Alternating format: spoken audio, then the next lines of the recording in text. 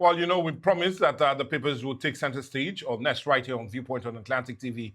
And for review today, we have 5 papers. We have the Vanguard, as much as the Punch, the Guardian, the Nation, and these days will be wrapping things up. But I always enjoy starting with the Punch, and let's see what the Punch has. It's a major one on this front page. On the Punch this morning, the leading story reads, terrorists using dead person's account, crowdfunding, according to the NFIU. And right as to follow, proxy accounts, SIMs, coded transfers used to move illicit funds, says NFIU report. Terror commanders control accounts opening names of wives, sisters, and associates, and criminal network exploit banking technology, telecom loopholes as expert demand, tighter checks, and intelligence sharing. Well, that is taking a major one on page 2 of the Punch newspaper. Let's quickly take others. U.S. steps up military training for Nigerian troops. Wujale, ruling house sues Ogun Kingmakers. And 2027 debate, Obi Amechi differ over subsidy. You can get that on page 12. Poor varsity ranking could stunt Africans' growth, according to Goodluck Jonathan on page 12. But let's see if we take some other leading stories here on the front page of the Punch this morning. Ace actor Ogogo buried Tinubu Abiodun Mon on page 7, and 7 killed, 2 injured in Ogun crash, sad one on page 4 and 5. NNPC partners advanced $21 billion Bonga offshore project is on page 20. But the picture of the day is the opening ceremony of the 2026 African Borderlands Research Network Conference, hosted in Lagos. That played out yesterday. That's the much you can take from the Punch. Let's see what the Guardian has for us this beautiful morning. And the lead story on the Guardian says, commuters, businesses grown as Edo Delta gridlock cuts off South. Wow, quite disturbing story on page 6 of the Guardian newspaper. Let's take some more stories. Dangote halts blend stock imports as domestic petrol supply falls 21%. And you can see more of that story on page 3 of the Guardian newspaper. CDHR demands probe of fake government agencies. And it's an interesting story on page 5 of the Guardian newspaper. 2027, Nigeria needs faithful, not religious president, says Idowu. And that very story is on page 3 of the Guardian newspaper. Let's see if we have some more leading stories still on the front page of the Guardian newspaper. Banks account for 92% of suspicious transactions filed in 2025. And you can see that business story on page 15 of the Guardian newspaper. Obi Showore differ with Atiku over proposed return of petrol subsidy. And you can read that very story up on page 6 of the Guardian newspaper. States impose hidden fees on operators despite slashing ROW charges. And that business story is on page 15 of the Guardian newspaper. Oshun, 2 feared dead as violence rocks Ikere community. Quite disturbing story on page 7 of the Guardian newspaper. Still on the front page of the Guardian, Awujale, Funsengbua, ruling house use Abiodun Kingmakers over the late selection. And that very story is on page 7 of the Guardian newspaper. Still on the front page, Nigeria advances $21 billion Boga deep water project 25 years after discovery. And that very interesting story is on page 5 of the Guardian newspaper. Let's quickly see the picture of the day.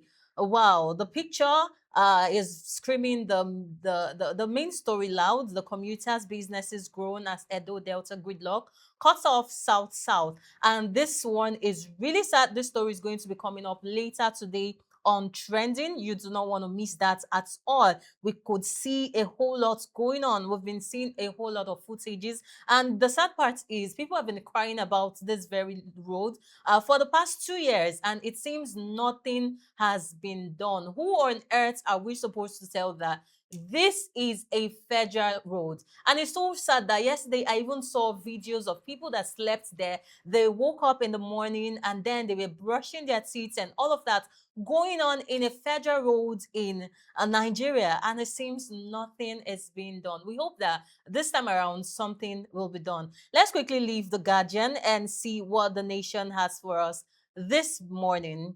And on The Nation this morning, the lead story reads, Why Coalition Consensus Failed by Atiku Obi Sowore.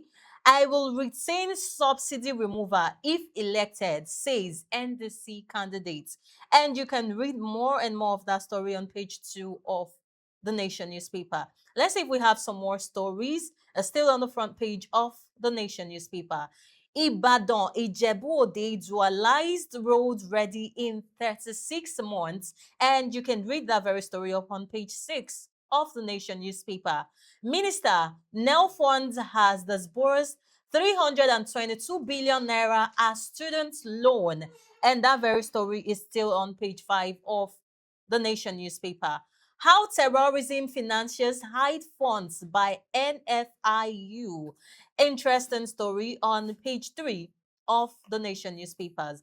Governors won't have absolute control of state police. And you can see that very story on page 2 of The Nation newspaper. Let's see if we have some more story. Tinubu leads tribute for Ogogo as Nollywood actor is buried. It's quite sad, very sad that we're still really losing a whole lot of Nollywood actors. I remember when the daughter came out to cry that her father has stage 4 cancer, and then nothing is being done. It was really sad watching the girl even going live when she heard the news that her father died. I was really disturbed. It's quite sad, but it is what it is. You can read more of that story on page 14 of The Nation newspaper. Let's see what we have as the picture of the day. Crowd as Senator Gonje reaffirms APC membership in Gombe State. So the picture is about Senator Mohammed Danjuma Goji reaffirming his membership of the All Progressive Congress in Gombe State with a large crowd gathered at the event. I think that's all we're taking this morning on The Nation newspaper. Let's quickly run to This Day, which will be the next paper for us to quickly look at. And on This Day newspaper, NNPC, SEPCO, ESCO, AGIP move towards FID target 21 billion United States dollars inflow. Peak production projected at 175,000 barrels per day as 114 million Sheffield day in OML 118. And project set to become Nigeria's largest deepwater facility. But anyway, I'll tell you to get more of that story up on page 9. Let's quickly take some other leading stories still on This Day newspaper. U.S. imposes sweeping new sanctions on Iran, targets oil traders, shadow fleets, and others. Vows actions against countries, individuals doing business with Iran. Iran says sanctions will fail. Vows retaliation and oil price fall by 2.4% as market weighs China risks. But I'll tell you to get more of it on page 9. IGP, securing Nigeria comes at heavy cost. Honors tell fallen police officers. It's also making a round on page 28. Let's see if we take some other leading one. Tinubu pays growing tribute to Sultan of Sokoto Sir Mohammed Bakr III at 70 on page 7. Kwankwaso APC Presidential Campaign Council presents continuous hardship. Your treachery over Yari's group fires back, and NRRM also decries Modu Sharif inclusion. And you can include more of that details on page 9. Let's see if we take some other leading stories. Tinubu flags up reconstruction of 56.5 kilometer Ibadan Ijebu-Ode road is making the round on page 7, but it's also funny enough the pictures of the day. Well, that's much you can take from This Day. Let's quickly run to the Vanguard as we wrap things up today on the dailies this morning. Opposition parties lash Yari over APC will rule beyond 2030 vow. It's an empty boast. Voters will decide, says ADC, NDC, SDP, NNPP, PDP. He is overconfident, deterred from reality, says Ame Okori. Says PDP 2015 fate awaits APC come next year. But anyway, rather than wait till next year, go grab a copy of the Vanguard and get that story up on page 5. Let's see if we take some other leading ones. Domestic petrol supply falls 26.6% to 25.8 million liters daily, according to the NMDPRA on page 28. Between Filth and Survivor, the hard life along the canal is on page 10. A fake agency, court order protects us, says DG marked for arrest. You can get that on page 8, but you'll be getting an elaborate dialogue on this later on Dialogue, on Viewpoint, on Atlantic TV. Tinubu Abiodun orders mourn as late actor Ogogo is buried. Just like what Messi said, quite disturbing Saturdays. We keep losing notable Nollywood actors, and honestly, page 7 have more of that story. But let's see if we take some other leading stories still on the front page of the Vanguard. NBA confab, Obi disagrees with Atiku on fuel subsidy removal, says mismanagement not enough to retain it. On page 26. Awujele, stool, royal family drags Ogun government and kingmakers to court on page 28.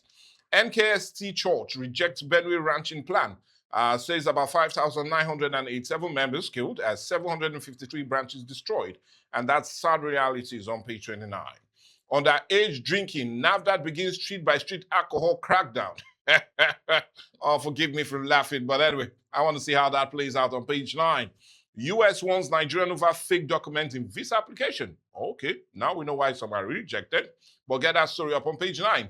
But I'd rather get Mr. and Mrs. because it's also good with laughing in the morning. Okay, Mr. Funny enough is saying the first word.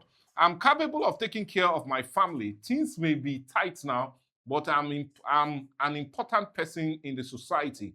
My name is Billy, one and only Billy. Well, Mrs. now say one and only Billy Oya settle the bills.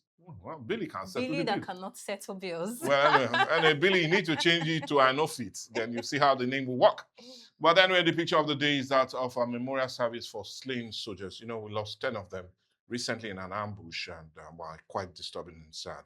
But our heart goes out to the families to bear that very deep loss. We're grateful for their sacrifice, and no surprise, a hierarchy of the police are giving that final respect to the fallen heroes. Well, anyway, that's the much we can take from the papers, all put together. We're talking about 5 of them. You know, we always implore you, if you find any quite juicy, well, do yourself that favor of actually going through them and getting abreast with them. But talking about getting abreast with them, the mess is still here, and I really want to drag her into most of the discourse today on the papers. And let's get one reaction, especially as it concerns one that is also making the rounds. And we're talking about the issue of the discovery of not only terrorist network running around and using dead bodies and the rest, but also I want to rather leave her on that, but talk about the issue of our lost Nollywood star, Ogogo. It seems to be in the news, and I could still remember when you read it out on no other paper but The Nation. You made mention of that sad narrative of the family rather seeking for prayer. But it only baffles me when it gets to this dangerous stage. That is when we hear other Nollywood actors and actresses wanting to come on board. Before it gets to this stage, nobody seems to be interested in wanting to help out. Okay. Everybody's always leaving it to the final stage. Then when it happens, we now hear tributes coming in. Oh, he was a beautiful actor. Oh, he guided me through the stage of me wanting to come into Nollywood. All of that comes immediately after we lose them. Yeah. How is it important that we tend to do more before they get to this dying stage? Okay, for this Ogogo case, I would say I won't really blame people because I personally feel like they did not cry out on time. The family, maybe they were keeping it. Yes, maybe they were keeping it or somehow, because I know a whole lot of persons were saying, oh, May, we were together. We went to a party. We even saw a video surfacing, I think around June when he attended a party. And then we even saw an interview video of him.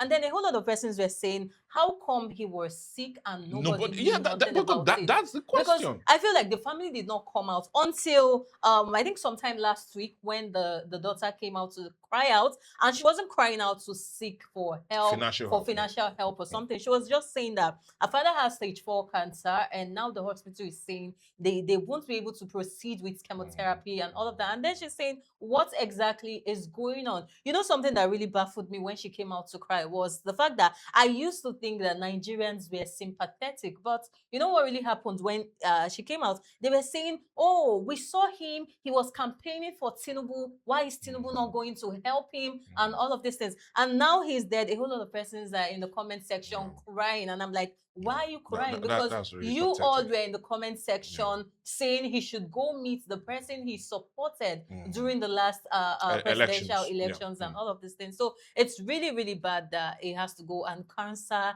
is one deadly sickness that maybe it doesn't really show signs, because, you know, I don't know if you happen to see any of these videos, because I saw the videos and I felt like this man was looking healthy and fine. And Anyway, fine, you know, yeah. everybody has a way of responding to illness and wanting to bring it out to the public. And you might just be really right that the family did not disclose this on time. But talking about on time, let's also look at the issue of fuel subsidy. Atiku Abubakar said if he comes back to power, he's most certainly going to retain a subsidy and deal with the corruption embedded in it. But Obi is saying it's not more than retaining and dealing with the corruption.